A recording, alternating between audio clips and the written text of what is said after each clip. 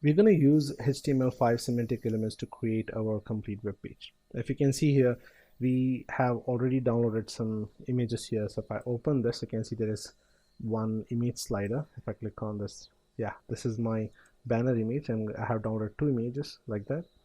And then I have a logo which I'll be using in my site. So let me close that. And now we're going to use all the HTML5 semantic elements, and we're going to also use most of the HTML elements to create our web page. So let's get started. Let's build our site. So what we're going to do is, first thing, we're going to create a div tag to group all our content in one place. And inside that, I'm going to use a header tag. And once we create the header tag, I'm going to use a div tag again. And inside this, we are going to create a logo. So that will be my image tag. That's going to be img. And hold Control and spacebar. So we need to get our logo over there. I'm going to call this as logo. Okay, save this. Now if I copy this page path and get back to my browser, paste it and run this. Okay, we can see that we have our image, but if I click this, I need to navigate back to my home page. This is my home page currently.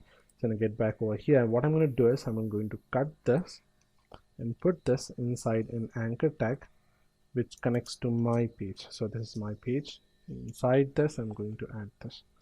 Okay, after this, I'm going to create another div tag, and inside that, I'm going to create a form tag.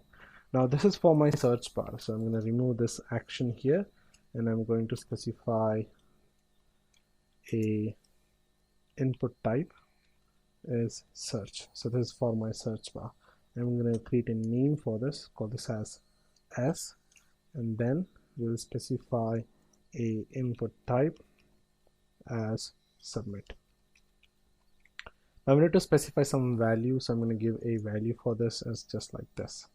Save this. Now if I get back to my browser and if I hit on refresh, you can see I have a search bar, and I can also click on this button to search whatever I'm looking for. But we need a placeholder here. So I'm going to get back to my code. In the input type search, give a placeholder. I'm going to call this as search site and 3 dots.